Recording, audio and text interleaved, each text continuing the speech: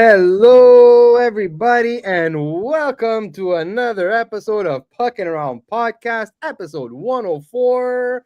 Whatever happens in Vegas. We had an interesting little turn of events this week, guys. Bruce Cassidy is out as the coach in Vegas, and in comes John Tortorella. Yes. And we have we're gonna be touching on the playoff race in the West. Last week we touched on the East, so it's the Western, unfortunately. And a little bit more trophy talk. We'll go over the Norris, the Rocket Richard, and the Hart Trophy, give our opinions on who is leading the pack. And here tonight, to help me out is my fellow co-host from Flyer Gonna Flyer, Alex Fernett. You know, it's ironic, too, because I heard that Torts was hired in Vegas while I was at the casino of all places yesterday. So it's ironic. Vegas hires a coach while I'm gambling. We saw it. It was hilarious. Like, right as we started the stream last night, I was like, because I was following the Bruins game and I was following the Michigan game because of Michael Hage. That popped up on my Twitter. I went, we got breaking news. Bruce Cassidy just got fired and Tortorella got hired. And Rick's like, that's the Onion. That's not real. I laughed. I go, it's right here. And I go, oh, it's in the group chat too. Yeah, I just said, what? With a bunch of exclamation points. Well, talking about Rick, he's also here joining us tonight, Mr. Rick Seligman. What's up, Rick? That's not my name. It's Toothless Joe. Toothless Joe. I don't know why he's called that. I'm having dentures done, so yeah. I was gonna say something really witty and I forgot. Hi everybody.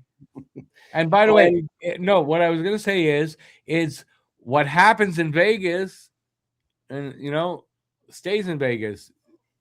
Well, I guess not. Your inflection was off. That's all. And my criticism tonight. And below me, last but not least, we've got Matt Naughton. What's up, Matt? Least. You had it wrong. Last and least. Last and least. Oh, well. Okay, boys. So let's just jump since we've been already chatting a little bit up. So Bruce Cassidy is out, guys. 8 games left for the Vegas Golden Knights, and it sounds like he wasn't very liked in the room. Kind of a little bit of same thing, a different place, like Boston, what you heard at the end of his tenure there. So let me start off with Matt. Matt, what do you think about the firing? Yeah, I mean, I knew it was kind of coming. But I thought it was going to be in the off season. Like, I couldn't believe that they did this with 8 games left. Yeah. Like, that was kind of, and then they bring in, and then Tortorella is the replacement. I was like, whoa, what the hell? Yeah. I have a theory. I actually have a theory of that. Me and Eric were talking while we waited for you guys. With the success of like Quenneville and Lindy Ruff is Lindy. In Buffalo, they're going with the old guys. They're gonna look what's working. Let's get all the old white coaches back. I mean, that's my theory. That's what it is. Good, solid. I mean, with 8 games left in the season, he had to really be hated at this point. And I you know what? I kind of think it's a combination. Apparently, they weren't playing well. The record sucks. If they hate him, he lost the room. It's got to be something really extreme like that with 8 games left. That's crazy. Yeah, so it must be pretty extreme over there. Yeah. Just looking at their schedule here, just quickly, because I wanted to see what were they losing a lot? And holy hell! Apparently, man. Yeah. I was reading about it this morning. I guess Friedman was talking about it. Their record was not great since January. Beginning of January. So. It's been a while, and I guess they figured they're not going to win in the playoffs with them. They're 32-42 right now, in retrospect. Third in the division, but still, they've lost a lot. You're absolutely right about that. Yeah. Well, even lately, I think 3 wins, and their record in the last 10 or 12 games or something is not very good. And since January 1st, it's not very good. Well, Yeah. they have they have 7 wins since January 25th. Like That's that's not good. crazy. That is one. Imagine all of February. That's all. No, I'm just joking now. All 4 games that were played in February. But still, all of March, and I mean that's nothing. Like That's 24 games. Sorry, 24 games. yeah. 7 wins in their last 24 games. Yeah, I mean, if you're looking to win a cup, you're not going to do that with that Not that record. true. No, 1, 2, 3, 4. I And still there's think 4 8 games. overtime. I still think 8 games left in the season is kind of extreme, but they probably looked at it and go, "Listen, we're going to get knocked out in the first round. We can get a new coach bump that could lift us." That's probably what they were thinking to do it this late in the season. That's exactly what it is. Because that organization right now, from what I've been reading, there's 2 things that you go into this perspective. It's ironic, too, because John Tortorella was on the other side of this last year. He got fired with 9 games to go with us last year. True, eh? And now he's hired with 8 games to go in Vegas. This guy really is interested in having late season coaching transitions, well, depending on whatever side he's on. But I think looking at the big picture, it's 2 things. Number one, something was up with Bruce Cassidy. This is now the second time we've heard that this team just does not respond. A team does not respond to his coaching style. Right. From what I've heard, he yells a lot in the locker room, and players just he grows thin on them quickly. Maybe not quickly, because I think he's been there for 3-4 years. Well, when was it? Because he got fired in Boston, almost exactly the same kind of thing, right? Yeah, because nobody thought. He's very hard on his players. Now, don't get me wrong. Torts is very well as well. So you hired Tortorella? but here's the thing with Torts. From someone who was a fan of the team who went through a Torts era, I never really understood it until I saw it as a fan of his coaching style. He's fair. He will defend his players. He will rip you a new one, but he won't do it in front of the media. At least not anymore. He did it with the Rangers. I was going to say. Yeah, let me rephrase that. I could go to YouTube, find a few pressers to prove that. But, he didn't really do that. But it's rare, though. It's rare that Torts does it. It's very rare. He ripped him. He ripped people a new one with the Rangers. And in Vancouver, I think that's when he learned was with Vancouver. That was a 1-year mess when he was with the Canucks. But when he came with Columbus, you didn't really see that. When he was here in Philly for 3 years, he never really came at the players individually. He would come at them as a team. One time when he said the player was he's taking a shit or something like that. Yeah. Remember that? That's Morgan Frost. He said he's up and down like a toilet seat. No, something about he's taking a shit. I remember. Oh yes. Oh, did he do that? Was that here? Yeah, wasn't it? Oh yeah. But it wasn't anything. It wasn't anything malicious. It wasn't anything malicious. I don't remember the exact. I can't remember who it was, but I remember what you're talking about. The only thing that comes to mind is that Morgan Frost comment when he said he was up and down like a toilet seat. We made a friggin' episode name after that. But like I said, Tortorella. 2 things about him. 1, his team will play hard for him. He gets the most out of his team. Because effort is never an issue under Tortorella. And number 2, as he has matured, he is at least fair with his guys. He's hard as fuck on them. And he will let them know. But he's fair with them. And players like to play. There's 2 types of players for John Tortorella. Some people fucking love him. And some people can't stand playing for him. Mitch Marner. Here, I'm sorry to interrupt, Rick, but one last point, then you can finish your point. Travis Konechny is a version of the fact that loved to play for Tortorella. It elevated his game, and he's part of Torts became the player he is today. On the other side, Sean Couturier hated playing for Torts. He didn't have many good things to say about him as he left the door. Drysdale loved him. Cam York hated him. So it's not everyone likes him, but I will always give him one thing. He's fair. What's this thing with Mitch Marner that people are making jokes about that? Does he have something with Torts? Marner? Not as far as I know. I wonder why people are making fun of it. I think it's an effort thing. Like, because people always get on Mitch Marner for playing soft, especially when he was with Toronto. That's probably what it is. They call him Mitch the bitch for a reason. Yeah. So. Yeah, that's probably what it is. No more crying on the bench for Marner with Torts. There's no way Tort's going to put up with that.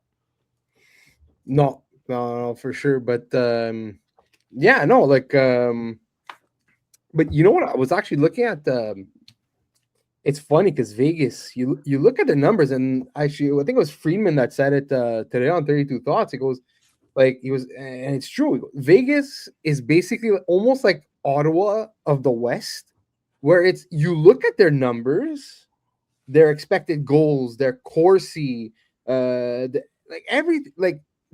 good numbers. They're like really good numbers. Even their power play, they're fourth in the league on the power play. They're sixth in the penalty kill.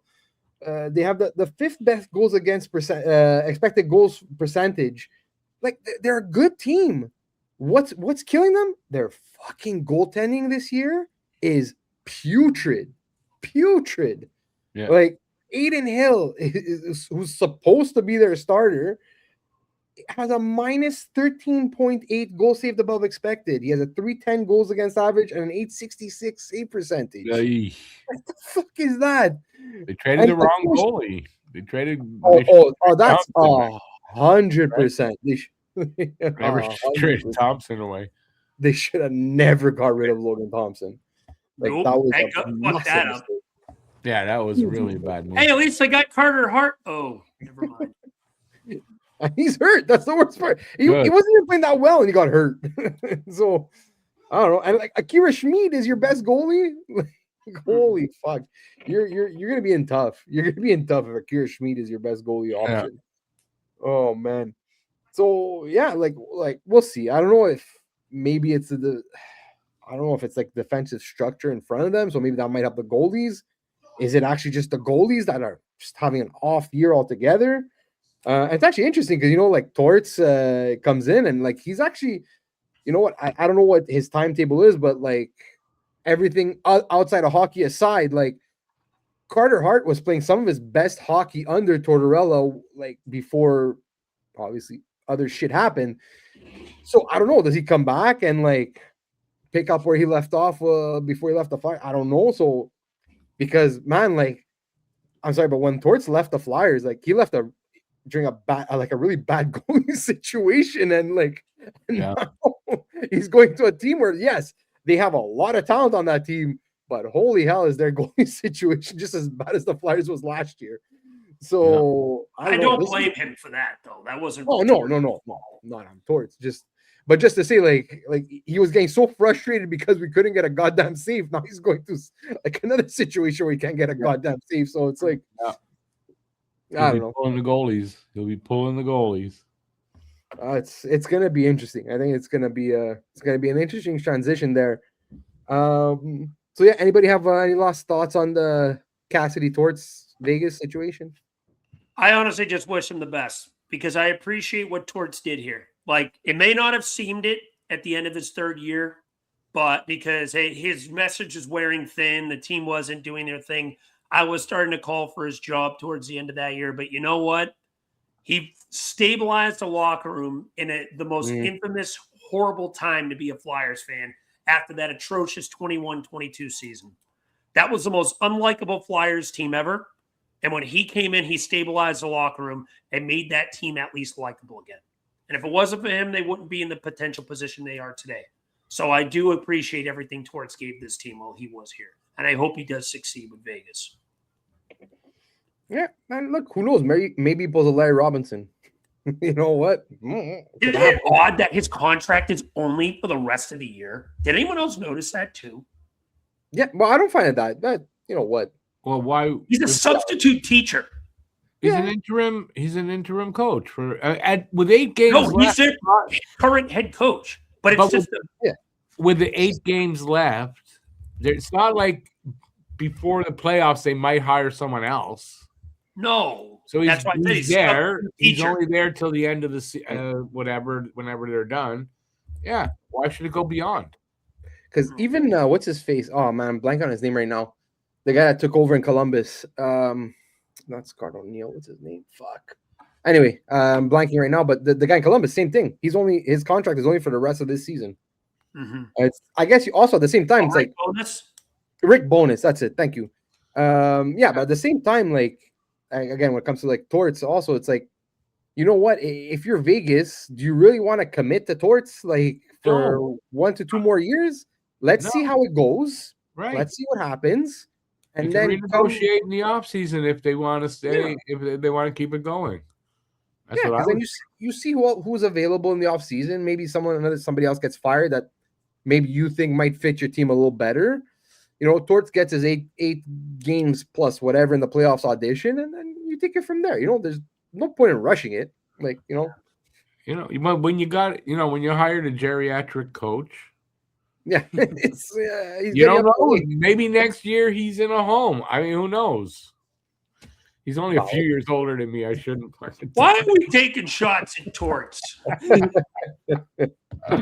He can handle it. He always could. He could handle Yeah, it. that's true. He I'm does just- have thick skin. There's no debating that. Yeah.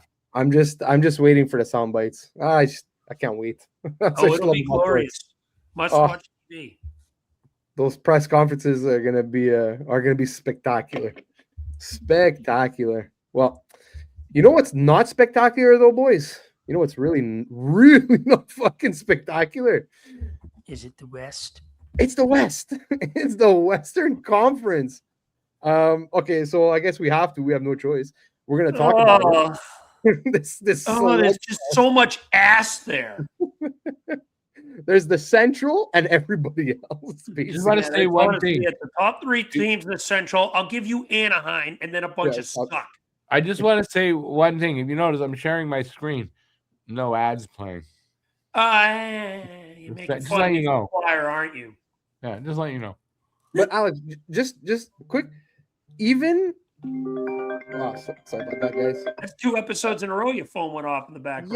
Yeah, I linked my phone to my computer and I don't know how to turn the sound off. Oh fuck! Now I lost my train of thought. Yeah, no, sorry. You're talking about. Fuck off. It's an emergency. And now, episode 104, Eric's phone featuring. Okay, Anaheim, yes, but do you know that Anaheim wouldn't even be in a playoff spot in the East? Like they wouldn't. Yeah, you're right. They wouldn't be. They wouldn't. They'd be a point out right now. That is what's insane about the West. It's like I don't get it, man. Like that's it. You have Colorado, you have Dallas, you have Minnesota in the Central, right? Top 3 teams, even like some of the top teams in the league. But then you have Anaheim and everybody else. Anaheim, Edmonton, Vegas, who are top 3 in the Pacific, wouldn't be in a playoff spot in the East. Utah, Nashville, who currently hold the wild card, would not be in a playoff spot in the East. And then you have like Los Angeles and Seattle, maybe Winnipeg has a chance, but I think they're anyway. But like, yeah, and 76, 75, 74 points. Like, Scroll down a little, Rick. ouch. Yeah. See everyone else there? There we go. They're out. What you think? Where do you? 76. LA's right. LA. I guess LA. The cutoff Seattle. line is St. Louis. Still. That's the cutoff line. After St. Louis, there's 5 teams. It's a pretty tight race in the West, too. It's just everyone is ass. It's a fucking 12-point difference or some shit. Yeah. Not a 10-point difference. Everyone is ass down there. That's the difference. And Calgary, Chicago, and fucking Vancouver are done, in my opinion. I'm not completely counting St. Louis out yet. They're 4 points out with 2 games in hand. San Jose, 4 points out with 3 games in hand. Winnipeg, they're 3 out with a game in hand. Seattle, 2 in hand, only 2 out. The Kings, with their 6 trillion overtime losses, they're 1 out with a game in hand. The Kings have a record of 29-45, and they might make the playoffs. If that happens, I'm going to be fucking bullshit. 19 regulation wins too. Ugh. 18. Oh, 19. Yeah, regulation wins. Yeah. I think they're tied with Vancouver or something like that. Got to be close with them. You check that? Yeah. Oh, no. Okay. Maybe not. So they have the second least amount of regulation wins in the entire NHL. And they're a point out of the playoffs. Yep. See why I bitch about the point system? There's one team okay. Oh, there's one. Look at Vegas. There's Look another at team. Pittsburgh. Look at the Flyers with 12. Yeah, but at least we have more wins than Pittsburgh. But you still, I acknowledge you have 12, 16 or 12. I mean, there's not much many. difference. I agree. That's a lot. Still not as bad as Pittsburgh. Well, it's not as bad, but it's still, and it is what it is. It's not going to change. But anyway, it might one day if people keep bitching about it like they. Is there on that topic? Is there ever an opportunity that you will pass up? Never. To say that. Never. Right? I will always be the advocate of changing this garbage ass point system. Well, they asked Bettman about it like a few weeks ago. He said nope. I'm going to write him an angry letter. He already said nope. He's going to say nope to you. Well, I'm going to write him an angry letter, and it's going to have a picture of me with a middle finger. I'm sure he's gotten a lot of those. I'm sure he has. All right, now, in all seriousness, let's go into. Let's go off camera to eat. I'm going to eat while we're talking.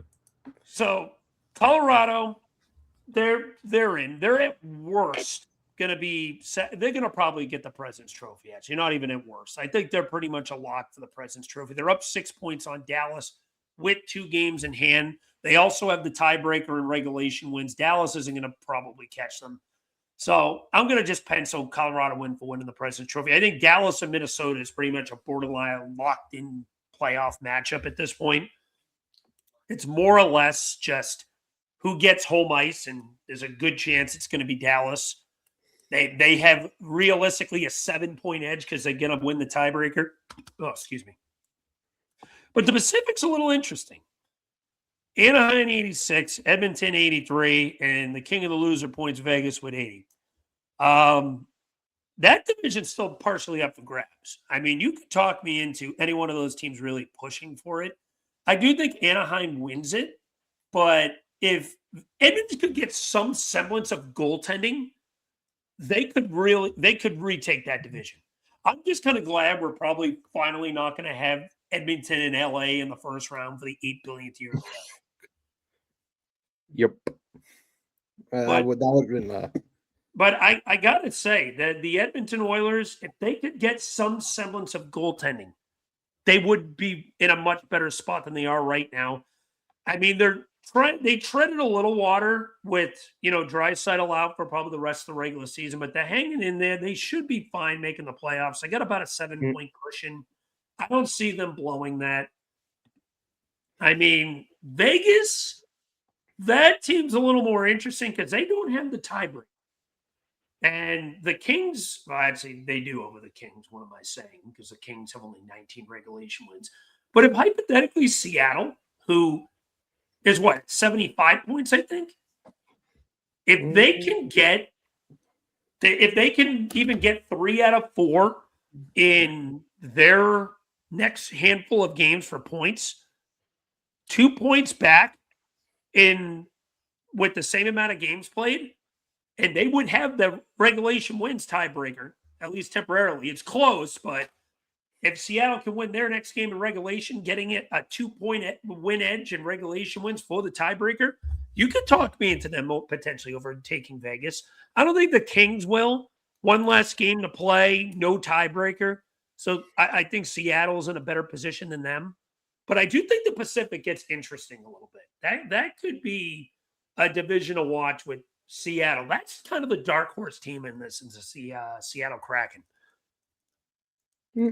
Well, like the Kraken, though, yeah, maybe, but they're also 3-5-2 in their last. They can't score. That's the Kraken's issue. They can't fucking score. Mind you, the Kings can't either. But the Kraken are such an offensively inept team. Yeah, no, they're. I don't know. I don't really have that much faith in Seattle. Like I said, 3-5-2 in their last 10. Also, they do have a pretty, according to Tankathon, Seattle has a 23rd easiest schedule. They're 23rd in strength of schedule, but Vegas is 31 and LA's 32. Oh my God. LA's schedule is a joke the rest of the way. So actually, now you mention that, maybe LA could get into this still. If you look at LA's remaining schedule, they don't play another playoff team. Their hardest game is Nashville, who they play Yeah, twice. Nashville, because they're technically in a playoff I spot lied. right They do. now. I'm sorry. Nashville's in a playoff spot. I don't know why I didn't think they were. But so Yeah, outside of Nashville's not Nashville, they really don't that play a good, playoff. What? They're not, but that could They're be not for a good. playoff spot. Those 2 games between Nashville and the Kings. No, 100%. But it was funny. So, like, obviously, Habs beat the brakes off the Predators last Saturday. But, like, going into that, I'm like, all right, the Preds are fighting for a playoff spot. You know, maybe they have a little fight in them. And I was like, oh, no, they've just played the shitty West. Because they were no challenge at all for the Habs. Like, at all. Not even close. I was like, whoa. Yeah, I don't even know I how mean- now. He's even well. Then again, I shouldn't say I don't know You how notice because the teams that sold are suddenly playing better. Both them and St. Louis sold. yeah, And look at St. Louis right now. They're only 4 points back suddenly. They're 7-1-2. and they got And games they're, in hand. 5 games? 10 games? Yeah, 7-1 and 2 like- in the last 10, 4 in a row. They've won 4 in a row, 7-1 and 2 in their last 10. And then if you look at Tankathon, they have like the 5th to 6th worst record in the league still. It's actually hilarious. They're not dead. They're not dead yet. St. Louis could pull No. like something crazy. With how There's few, like, I'd say 8 teams that are dead. Vancouver, Chicago, the Rangers, Calgary, Florida, Toronto, New Jersey, maybe Washington. But with teams like St. Louis, it's too little, too late. It's If too they late. You win- said that about I the did- Flyers, and look at them now. You guys Rick, too, probably. if they win their games in No. hand, they technically be We tied with could be in a Nashville. playoff spot as early as tomorrow. Yeah, see, you got to hold it though till the end of the season as well. I understand that, but would you call it too little, too late? I would. Yeah, if you don't hold it and you don't get into the playoffs, it's too little, too late. Yeah, but you know what? Too late to me. Go ahead, Eric. I know. I'm saying just Rick. I would agree with you if we're talking about the East. With the West, honestly, like I said, if St. Louis wins, they have 2 games in hand on Nashville, who currently technically has the last playoff spot in the West. But They win those 2 games in hand, they're tied. Yeah, but that if is carrying a lot of weight there. Yes, I'm saying that's all I'm saying. They might do it. I'm just saying, but it's like a lot of teams in that position because the Habs were like that the last couple of years. You get really close, it looks good, and then right at the end, and other teams that you need help from don't help. Like that. And I just think they'll get close, but they're not going to cross the finish line and make the playoffs. Yeah, the only thing I think that might hold St. Louis back is their actual strength of schedule. They're 10th in the league they have to play in a 584 winning percentage the rest of the way. So that might hurt them. But again, the way they've been playing the last 10 games, like I said, they won 4 in a row, and the way Nashville's playing, the way the Kings are playing, like I said, yeah, I understand, Rick. But if you lose one and then you need help, but like I said, it's the West, man. It's the West. You know what? Chances are, yeah, they're probably gonna lose some of those games. So I don't know. I just right now, just because, if this was the East, honestly, Rick, I would agree with you 100%. I'm like, you know what? Nice little couple weeks by St. Louis. Yeah. Who know? You know what? Bring that momentum into next year, but you're not making the playoffs. In the West, honestly, fuck, who the hell knows? Everyone could suck at the same time easily. I agree with Eric. That is a good point. Remember, But it's the same thing though. It's the same difficulty to gain the points. No, not with this conference. The way everyone's sucking at the same time, no way. Look at all the playoff teams, for example. Utah, 4-5-1 in their last 6. If everyone's sucking at the same time, or everyone's really good at the same time, your chances of gaining points are just as hard. But it's easier if you Mathematically, start it's winning. got to be the same.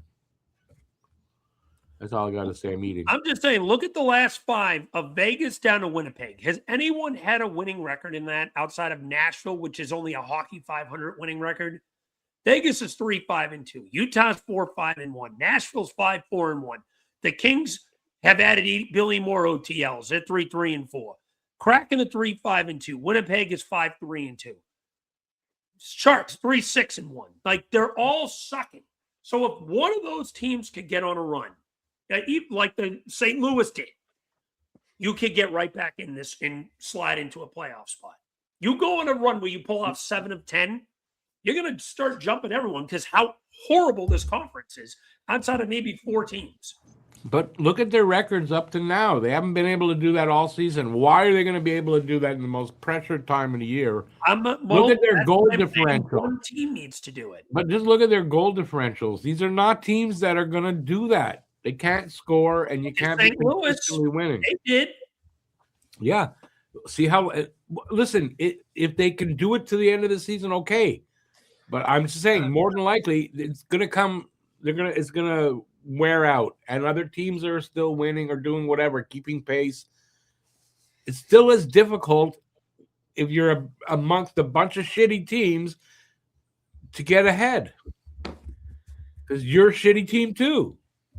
Well, that's why I say if you're a shitty team that can get on a little run just temporarily, even shitty teams go on run, Frank, is what I'm saying. All I said was the if is carrying a lot of weight there. That was really how it started. Yeah. They could. I mean, it's fair. Like, they're all shit. It's a bunch of shit in the West outside of 4 teams. If you just find a hot run for 8 games, you can get right in it. That's more or less what I'm saying. I'm not saying that you're going to make any noise, but you could sneak in. Well, all I'm saying is they have to win their games in hand. That's it. That's what they have to do. They hold the cards. If you can even out or be. That's more accurate. You're more accurate with that. They got to win their games in hand. If they do that overall, then maybe fair. Yeah. Well, look, I was just looking up. The next two games are against San Jose. I think they're playing tonight. They're playing San Jose tonight, and they're playing LA. Yeah, and then they're playing LA on Wednesday. Those are 2 huge games for St. Louis. So if let's say those are, well, I'm sure like the other teams are going to play games also at the same time, but like just considering those are like, let's say the 2 games in hand right now, like those are 2 beatable teams right there. And those are teams that you're chasing. So these 2 huge games. So these next 2 games are huge for St. Louis, huge. So if they could pull those out, like they're right back in there in the race. But again, they hold the keys to the destiny. Like it's up to them now. They fucked up most of the year. Now they're paying the price now, and they can't afford to make a mistake. But like Alex was saying, like look at the records of the teams that they're chasing the past 10 games. Like it seems like they might have a bit of an easier path trying to catch up just because the teams in front of them are playing so poorly. And it's like, I don't know if like remember, like obviously me and Alex would remember maybe a little bit better than you, Rick, but like 2 years ago, remember when the Flyers were fighting for a playoff spot? And it's like then it's like but like the Flyers were into a playoff spot until like what, like early March, late February. Yeah. Also, they were also in a playoff spot. They were still there because the rest of the teams fucking sucked also. And at one point, it's like no one wanted to win. Like the Flyers would lose, but then Detroit would lose. And honestly, perfect comp. The West this year is the East 2 years ago. Exactly. Everyone was sucked. And then all of a sudden, it was like, Washington and then the Islanders ended up making it because, like, fuck. And Washington caught fire when they started selling too. That was the team out of nowhere, and they went in sell mode. Remember, they sold. They sold a couple pieces. They punted on the season. They suddenly caught fire. Ended up getting in.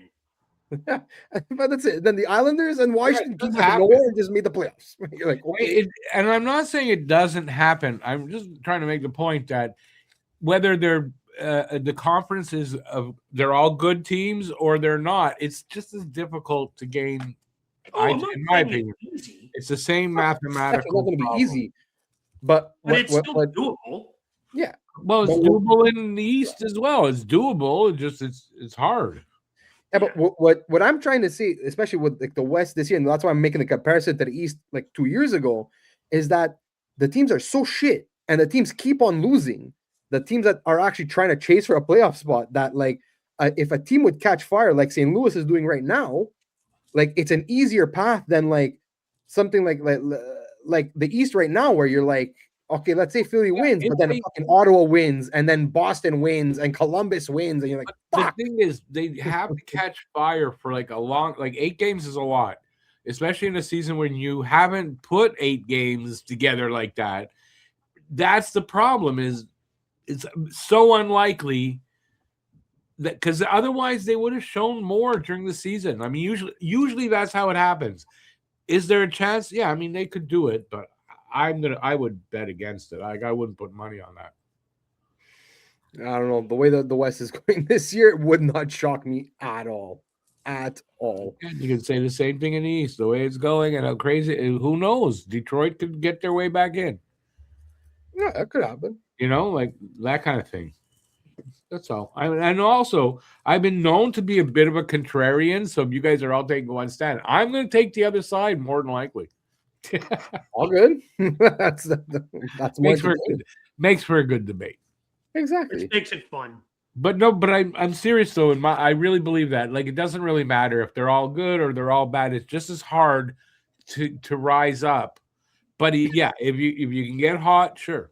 It's easier also to get hot when you're still a good team in a really tough division where everybody's hot. It's easier for you, kind of, in my opinion, because you're hot and you're a good team, than for a shitty team, whether they're in a shitty division and everybody around them are shitty.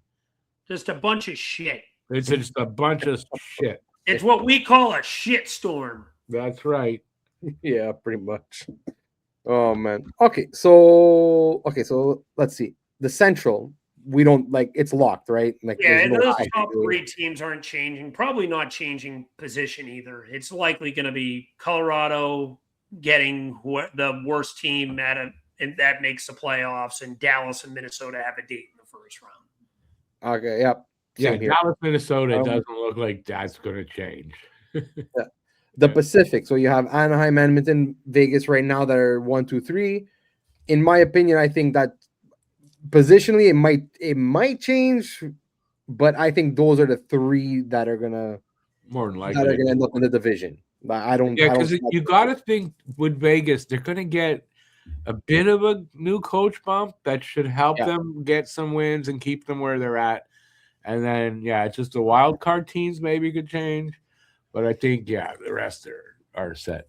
Yeah, because honestly, LA would probably be the closest. They're at 76 points with a game in hand. But again, they're 3-3-4 in their last 10. Not that Vegas any better, 3-5-2, but I don't see it. I don't even see it in LA. I actually picked LA not to make the playoffs this year, I think. I'm pretty sure. And then you have Seattle. Again, I have zero faith in Seattle, so I don't see anybody moving into that division. Scroll down. Let me see the teams. Yeah. You know what? There's 2 teams out of this mess I could see potentially push for it. I don't think Utah's going to miss. They're going to probably be fine. They got enough of a cushion. They probably are going to be fine. They're playing confident. They got tiebreakers over a lot of these teams. Yeah. There's 2 teams I'm watching. Seattle, just because they just feel like a mid-team that could get on a run. And I say San Jose because I think Macklin Celebrity could will that team in. I still believe in that kid to do that. And he's the only reason why the Sharks are where they are this year. If it wasn't for him, they'd be right at the bottom with the fucking Vancouvers of the world again. Okay, let me just for me, if San Jose ties up with Nashville and Utah are in the same division, right? So they would get a wild card there, right? Yes. Yeah. So San Jose, you're right. San Jose could do that. And you know what? If there's a team, they technically control their own destiny. If there's a team that, if you're going to say, well, someone's going to step up, a team led by a guy like Celebrini, I like that chance a lot better. Yep. I'll tell you one thing. I said it before. I'll say it again. If they pull it off and by some miracle make the playoffs, he better win the Hart. Yeah. I could. He'll have a chance. He'll win a Hart in his career. I don't think you have to worry. Oh, I know that. But I'm saying this year for doing it. Yeah. But I mean, I don't, is he playing for that? I don't think he cares. And he'll win. I don't think he gives a shit either. And he'll win them in his career. There's no doubt in my mind. Yeah. So that's it. So for the wild card, honestly, I think Utah And Utah's pretty safe. I don't think they're going anywhere.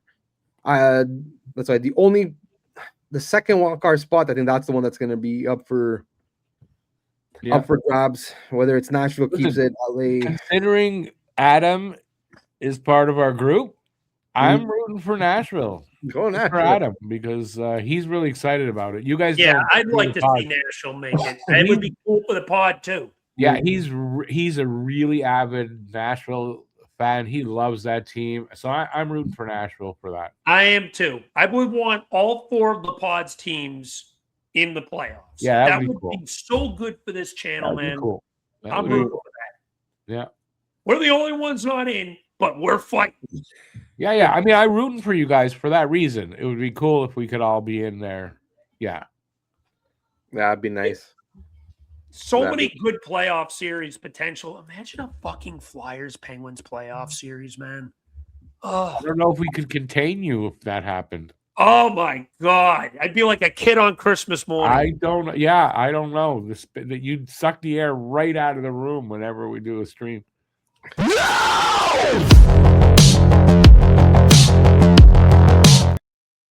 didn't do it. What happened? We got breaking news out of the NHL. The Toronto Maple Leafs have fired Brad Treliving. Whoa! Oh yeah, I just saw it now too. Wow. You mean Toronto made a good move? Time. Okay, they're gonna fuck it up by who they hire though, but that was a good move by Toronto. How'd that happen? I'm not sure. Freeman just broke the news. You know what? That was worth hitting the breaking news thing, Naughty. I like it. Yeah. Well, I heard, and I heard this. I don't remember where I heard it, but what's his name? In St. Louis, I always forget if it's Bill or Doug. It's one of the Armstrongs. Who's the one in St. Louis? Doug Armstrong. Yeah. Doug. Yeah. I don't know. There was a little rumor going around a couple weeks ago about him in Toronto if they made a change because Steen is taking over in St. Louis. So I don't know, but we'll see. Look, Treliving just got fired, so huge. I saw a meme with a quote from Berube saying that they could fire me, but that's not going to change anything around here. The problem's on the ice. Oh yeah. I'm wondering if they didn't take that advice and say, "This is the guy we need. We can't fire him. We got to fire the GM and bring in and make that change." He is probably the third worst GM in hockey. Toronto. Let's see who they hire, but they at least made the first right decision. Get rid of him. Let's think about the 2 trade deadline moves that they made last year. They acquired Brandon Carlo for Fraser Minton in a first-round pick. It's definitely going to likely be top 10. If they keep it in the top 5, they're giving up back-to-back unprotected firsts. And then they traded us, Nikita Grabankin in a first, for Scott Lott, who then they traded for a third. Great asset management, Toronto. Yeah, it's horrible. Oh yeah, no, that was bad, man. And I don't know, I ripped the contract on Twitter, and then some Toronto fans got on my case. But Anthony Stolarz, man, look, good goalie, really good goalie. Can't stay healthy though, right? He can't. You give him that contract, you give him term.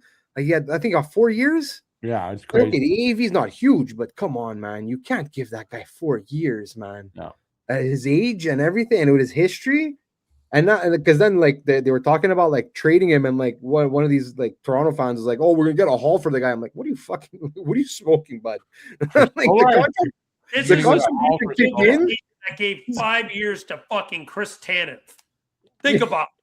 Look where he is right now, having an LTIR vacation.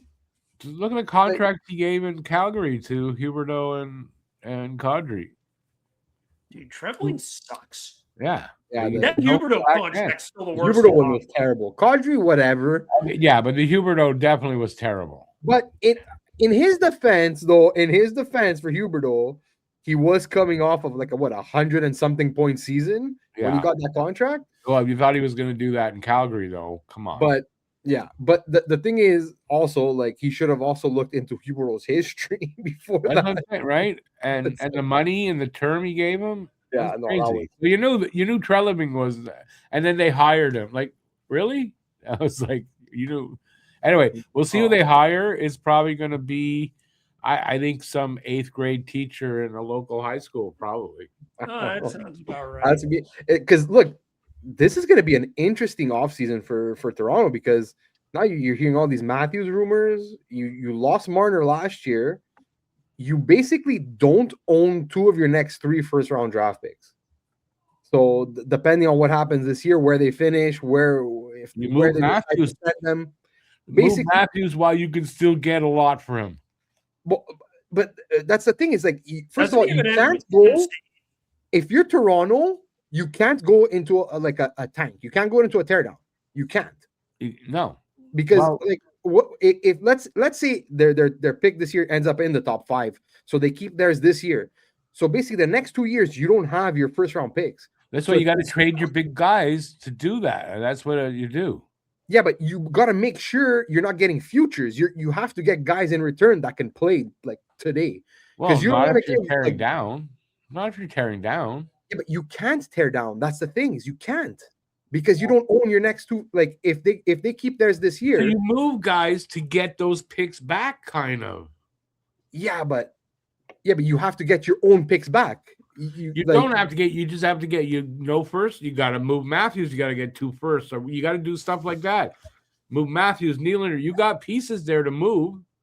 Yeah, I get it, but the whole point of a teardown is you want to pick at least in the top 10. If let's say you move Matthews to the Flyers, just for shits and giggles, you move him to the Flyers. Oh no, not the Flyers because we own their pick, so they probably want it back. Let's say you move him to Minnesota. Fuck it, Minnesota. That would make sense. Doesn't matter. Whatever team doesn't matter. Minnesota gives you their first round pick this year and next year, or in the next 2 years, or the next 3 years. Who cares? It's going to be between 25 to 32. Oh, you're not replacing the value of that. Then what's the point of tearing down? What's the point? Because you have no choice at this point. You got to start somewhere. But you'll only be picking high in like 3 years from now. I get it, but you're going because you're not. If you're tearing down, you're not going to be good for that anyway. So the point is to start getting assets, draft capital. You got to regain that somehow. Your only pieces you can move are Matthews, Nylander, Riley. There's only a few pieces you can move. Hey, never fear. They got Colorado's first round pick at least. That'll be picking 31st. Yeah, but that's where you start. Listen, a rebuild and a teardown, it's a 5, 6, 7 year process. They may have to. Yeah. We'll see. Another 10 years, no cup. I just think if they make moves, like if let's say they do trade Matthews or Nylander or whatever, I think they're gonna it's gonna be closer. It's gonna look more like hockey trades than actual futures packages. Like, I saw this on Twitter. Let's say, but for instance, let's say they trade Matthews to Anaheim. Like they'd expect someone like McTavish back and like one of their young defensemen, like a Zellweger or a Minchukov. Again, a wrong approach, if you ask me. Anyway, well, we got to make the decision. We got to start over. Yeah, but I'd like to start over when I have my first round picks, because not like if you give Boston look at this. I got one thing to say: if they wait on moving Matthews, Nylander, and all that, they're not going to be able to. Oh no, I'm not saying they're going to wait if they do move them. I'm just saying that it's going to be more of a hockey trade than a futures. Yeah, like it's not going to be like a first and like some kid that's like 19 or 20 years old that's not ready to be in the NHL. I see more of like a Zellweger and a Mason McTavish for Matthews rather than maybe a Zellweger and then some picks, in my opinion, or prospects. Because they got nothing, right? Prospect wise, they're screwed. Picks wise, they're screwed. They got nothing. Well, then you got to tear down with what you got to move what you can get the most back for. I just don't see them doing a teardown. I really don't. No, because they're the Leafs and they're stupid. And here's another question: what GM, good one, is going to want to go there with that mess? I don't know. Someone that maybe believes that he could do something to fix it. But a good one's going to look and go, "Fuck, I'm staying away from that." Well, their defense is old and slow. Other than Matthews and what's his face, Nylander. Nice, okay, yeah, nice. Cowan has some Mark kind of Bergevin potential. will go. I'm sure Bergevin would go there. Isn't he in? Oh, where is he now? He's an assistant somewhere. Yeah, can't remember, but Islanders, I think. I think he went to Buffalo. the Islanders. Buffalo. Oh, Buffalo. That's it. Buffalo. Yeah, Buffalo.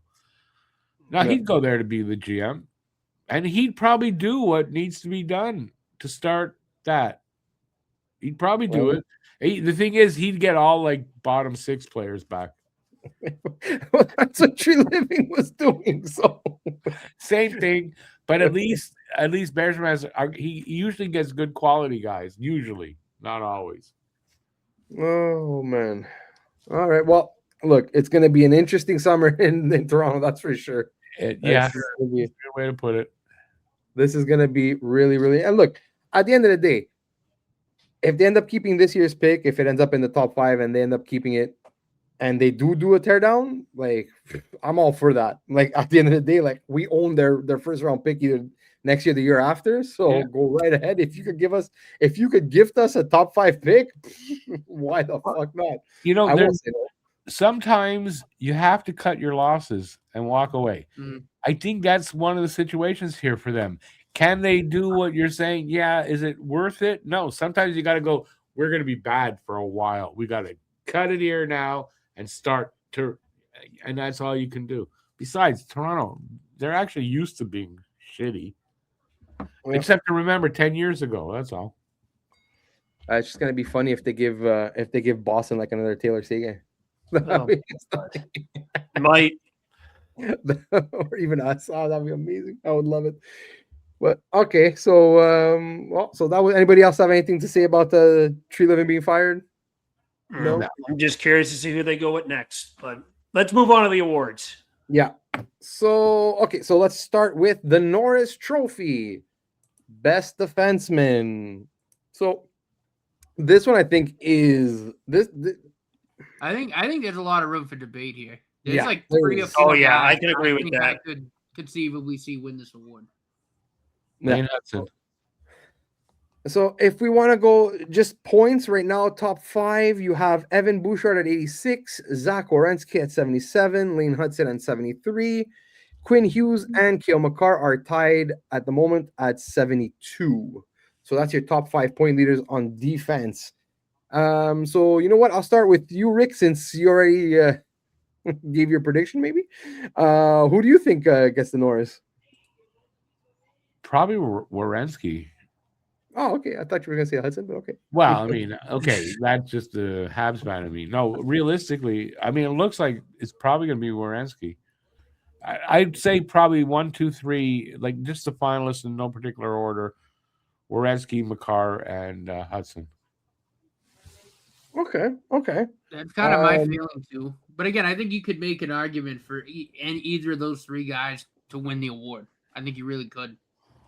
I think this is one of the awards this year where, yeah, I mean, you can make arguments for like 4 or 5 guys. Like you could make an argument for Hughes, maybe. Bouchard, like maybe, but Bouchard can't defend for his life. But yeah, no, I think you're looking at your finalists there, Werenski, Hudson, and Makar, and yeah, like I said, from there, I think any one of those 3 guys could win. I wouldn't have a problem with either one of them. Okay. You know what? Actually, I just want to put this out there. Just because of what Buffalo's currently doing. Rasmus Dahlin is 6th in points with 67. So like he's not far. Like, yes, he's 10 points behind Werenski and 19 behind Evan Bouchard. So like points wise, yeah, maybe he's not, up to stuff with the top 2 at the moment. But man, what Buffalo is doing, do you think Dahlin should get some consideration? Yeah, probably he will. You're right. He should. I agree. He might, but the production might hold him back a little bit. But I think when I looked at the list, when they were basing it off of net rating, it was Makar, Hudson, and I think Werenski, I think was the order right now. Yeah. And it was close, like really close. That's why I think you could make an argument for either of those 3 guys. Yeah, I can agree with that. My finalists, I think this is Werenski's year. Like he he plays a complete 200-foot game. He's got a rocket of a shot. He's the pride and soul of that Columbus Blue Jackets team. And then after that, I'd probably say Cale Makar is 2. And I'd probably put Evan Bouchard as 3. I know he has defensive liabilities, but he does lead the all defensemen in points. Again, I get he plays with McDavid and Draisaitl too. But at the same time, Erik Karlsson has won a Norris before, and he can't defend for shit. That was a long time ago, though. Yeah, but I just always points. like to go by 3. So if you go my 3 in order, it's those 3. Honorable mention, Elaine Hudson probably is my 4th pick. I think Quinn Hughes would probably be 5. Darlene's not a bad choice either. I think he has some merit of an argument. But yeah, 1 through 5, I'm going to go Werenski, but it's not like a runaway.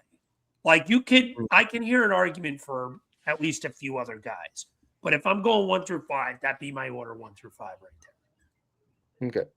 I'm going to preface this. I think Werenski wins it if Columbus makes the playoffs. If Columbus doesn't make it, I predict it's going to be Quinn Hughes. I think Hughes wins it. Like, as great as Makar has been, like Water fatigue. It's going to be Makar fatigue. And you know, like the Warriors telling themselves, well, you know what, man, like Quinn Hughes is playing, like averages like about 27 plus minutes a game. And then you look at who Makar plays with. You look at McKinnon and Nietzsche and all those guys. And then you look at Quinn Hughes plays with Eriksson Ek. Well, not Kaprizov, don't get me wrong, like great player. But like, you know, Makar has more. Goldie. He also has Brock Faber. Like, there's players there in Minnesota. Yeah, well, I'm not saying they don't have players, but like, I don't know. If you have to compare player per player, and like I don't know, I find Colorado has a little more firepower than 1,000%. So look, at the end of the day, then you can make that same argument for Lane Hudson, though. If you're gonna put Hughes there, I think Lane Hudson's been better than Quinn Hughes this season. I do, and I'm not being biased. Just look at the numbers. Yeah, honestly, Lane Hudson also broke another record the other night. Lane Hudson's great. Don't get me wrong, but I think Quinn Hughes still has a more complete game. But I think it's just not his time yet. That's my thing with Hudson. I would have that I'm going to agree with. He'll win one in his career. Yeah, yes, he will. It isn't his time yet, and he won't get the votes for that. But I think he can finish as a finalist.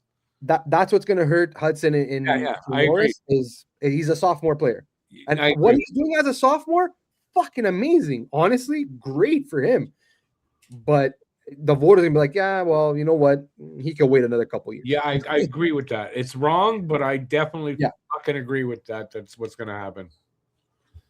So yeah, so great year. You got to give him credit. Oh yeah.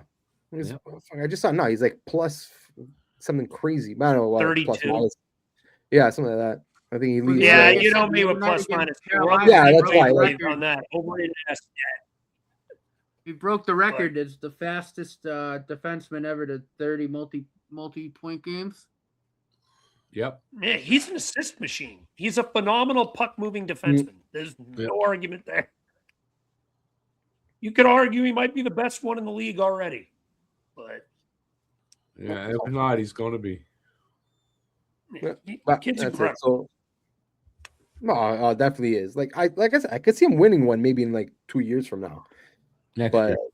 Yeah, maybe next year, maybe. Just this year, he's not going to get the votes yet. No, he's not going to get the votes this year. Unfortunately, my opinion. I think that's why I think it's going to be. I definitely think it's going to be Werenski if Columbus makes the playoffs. But if they somehow miss out, I think it's going to be Quinn Hughes just because of what he's done, especially since he's been with Minnesota, the minutes he plays and everything. I just the points. It's going to Quinn Hughes. Yeah. Okay, so anybody else have anything to say on the Norris? No, that's pretty good. I think we all had somebody different, didn't we? No, we all had like different arguments for different players. It was good. Yeah. We weren't all agreeing. This was a good one. Okay, so we'll go now. This is probably one award where you really could do that, though. You know what I mean? Because that's right. All the other ones are pretty wrapped up.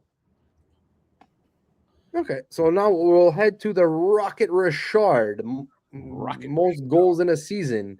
Right now, Nathan McKinnon is leading with 48. Cole Caulfield right behind him at 46. And Connor McDavid is there at 42. I just have one question for Matt and Rick. How many more games will the Canadians play on Saturday nights? I think 3 or 4.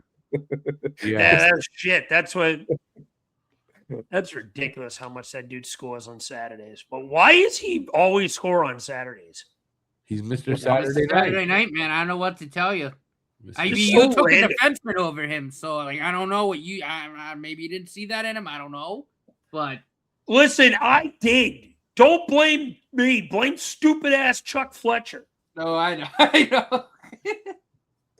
I was gonna make a joke, but I don't even know if the Canadians still go there. But like, I know years ago when I used to go out and whatever, like they used to go to Bonacera, and after the games, like a lot of times they'd be there. It's like a resto bar in on St. Lawrence. So I say I don't know. Maybe he's excited to go to Bonacera after the game. That's why he scored so much. But I don't know.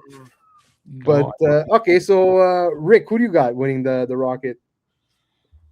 Probably McKinnon, but I like Caulfield's chance.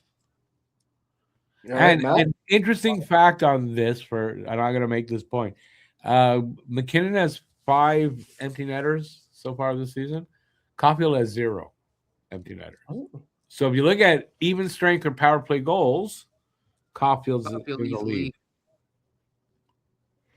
Okay. Matt, what do you think?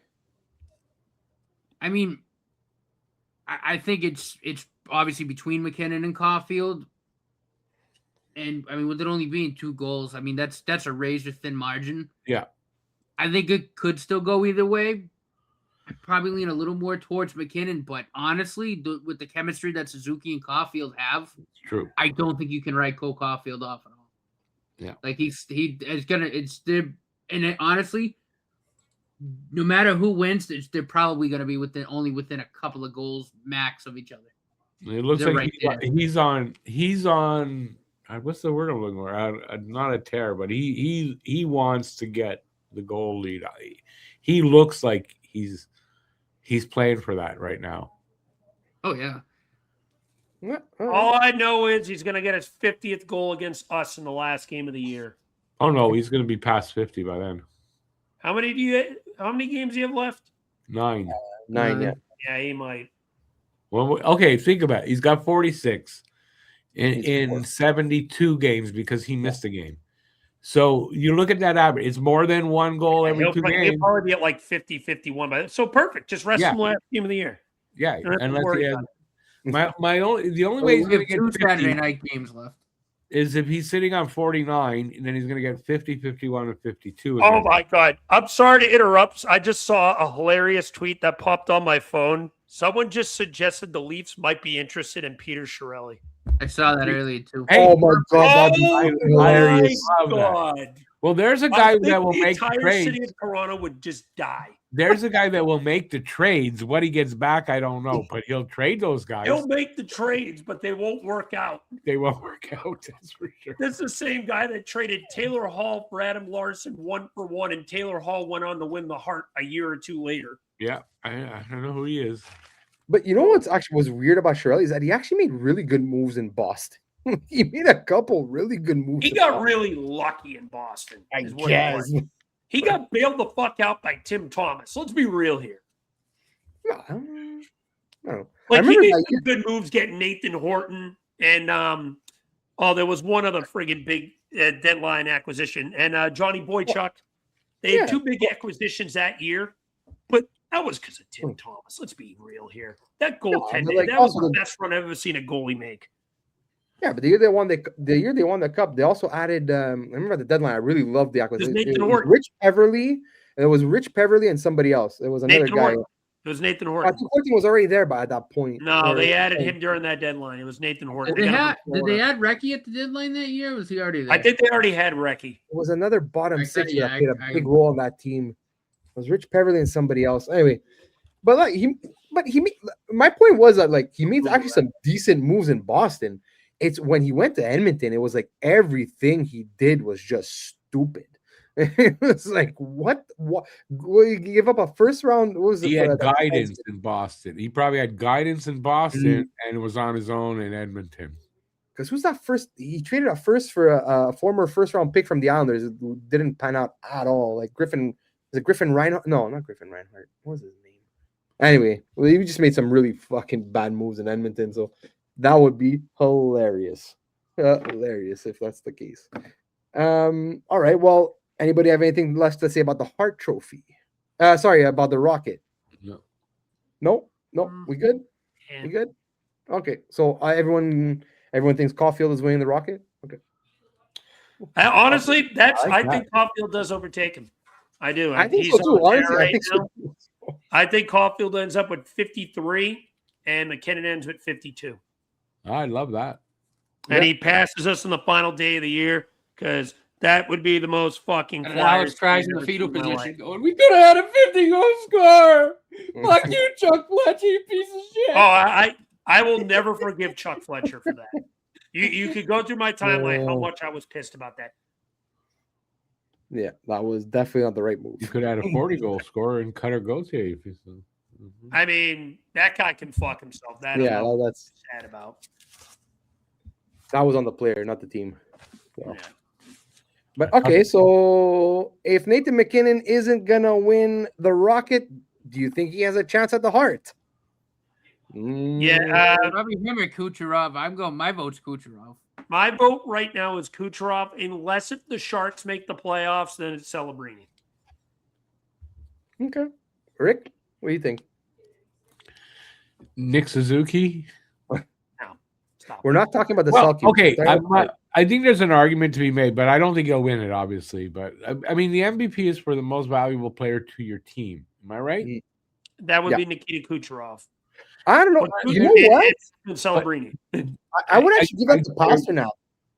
Yeah, I mean, I think when you look at it for that, but I don't think No. that's how they vote for it. But if you're looking for that, there's a few guys that would qualify. Suzuki would qualify for that. So would Lane Hudson, because without those two guys, or even one of those guys, we wouldn't. I don't think our team would be where it is right now. And I think that's what you have I'm to going to look say at. this about Nikita Kucherov went on a tear that was like a Wayne Gretzky type run. 104 points in a 50-game span. That's insanity. I think Kucherov is going to win. If it's not value, if that's not value, I don't know what it Yeah. is. And then Macklin Celebrini, if the Sharks make the playoffs, I point back to 2017-18 when Taylor Hall won the Hart. He had the most points on his team by a country mile. If you look at the San Jose Sharks, hold on, let me pull it up real quick. He has 98 points right now, Celebrini. The next closest guy on his team in points has 49 in Will Smith. Yeah, for sure. Enough said. I think my point is that you have to, and I think there's a bunch of players that qualify. If they're not on the team, how does that team look? And is the reason, the big reason that the team is there, is that on the guy? And but there's a bunch of guys that you could argue. I don't think Nick Suzuki is going to be even in the conversation. I'm just saying there's guys like that you could argue it, because the real meaning of MVP, that's what it is. But does Kucherov qualify? I mean, yeah, of course. Yeah. Celebrini for sure too, obviously. But I mean, I'll tell you one thing. looking This at Tampa right now, team is good, but Kucherov has carried them. Point's been hurt. Hedman's left the team for a while. Like, they're not the team that they usually are. This has been a Lightning team that is the Nikita Kucherov show. I mean, Jake Getzel's still there too, but like a lot of their big guns have been away from the team for a little bit, whether it be injury or in Hedman's case, personal reasons. Plus injury too. He's been banged up as well this year. Tampa hasn't been like the wagon of players that they usually have. This has just been Kucherov being insane, really. Yeah. Well, I mean, you look at their point leaders. Like it's Kucherov's at 121, and then Getzel's in second with 80. I mean, that's fucking 41 points. Like, you take Kucherov off that team, they're not close to where they like. But Darren Radish has 66 fucking points. He doesn't have 66 fucking points if Nikita Kucherov isn't feeding him the puck on the power play. for him to blast it home. Like, that's just not happening. You know? So, like, yeah, I mean, without Kucherov, Tampa is not. They're not close to where they are. Yeah, so I'll modify if you take Kucherov, like when we used to do pools back in my day, we used to take Gretzky out or split his goals and assists. We did it with Mario Lemieux too. But if you take Kucherov out of that, what I was saying is valid, but Kucherov is like far and away the winner, I think, here. Yeah. No matter what I said before, like Kucherov is the guy I would say. Yeah, no, I have to agree too with all you guys. I think eventually, finally, like Kucherov is gonna win it. Well, not finally, he's won it before. I'm just saying, like he's gonna end up with the Hart this year. Like I mentioned before, I just want to give like honorable mention to David Pastrnak because I know I didn't see Boston doing what they're doing this year, and like you want to talk about like guys lifting their teams, like. I'm sorry, yeah, like Morgan Geeky's having a really good season, but like who saw like what's his face facts. Remember when Cam said Morgan Geeky was gonna get higher trophy consideration way back when? Yeah, he thought he was gonna get 50 goals, but he didn't. But I like I said, I think Pastrnak should get some kind of. I wouldn't be surprised if he gets a few votes, maybe not first place, but like. In the top 3, he could be in the top 3. Yeah, but again, like you said, like you most valuable player to your team. Like you got Kucherov. The other 2 guys, you could pick them from a bunch of guys. Yeah, but Kucherov's going to win. Kind of, sort of, not like. Well, granted, Colorado's got McKinnon and McCarr, but like, I mean, Connor McDavid. If the Oilers don't have Connor McDavid, they're like a fucking bottom of the barrel team. Yeah, I agree with that too. Real. Like McDavid's that same type of player. Wait, they have Draisaitl, so I don't know that you can say they got Draisaitl. So and listen, he beat out McDavid one year points and all that, didn't he? He was. Yeah, he's won a Hart before. Yeah, so I mean, that's not the same for McDavid. I'm sorry. I mean, yes and no though, because like look at where Edmonton is in the standings right now. Like they're not even. They don't have McDavid. They're not there. But it's Dry was there most of the season. Right, but still, McDavid 124 points, Draisaitl second at 97. Like, that's a big difference. Okay, but Draisaitl would probably have 100 and. Yeah, he has missed time. To be fair, Draisaitl. No, 100%. But I'm just saying, like looking at it this season right now, like McDavid's the other guy where like you take him off that team, and even with Draisaitl, like. Yeah, but I think also, what did you say before about McCarr and they don't want. Yeah, the fatigue. I think it's voter fatigue also. David, right? Yeah. I think that's fair.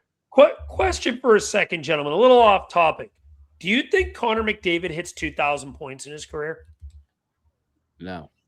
Where's he at right now? Just eclipsed 1,200 a couple days ago, I think. Yeah. He's not even 30 yet.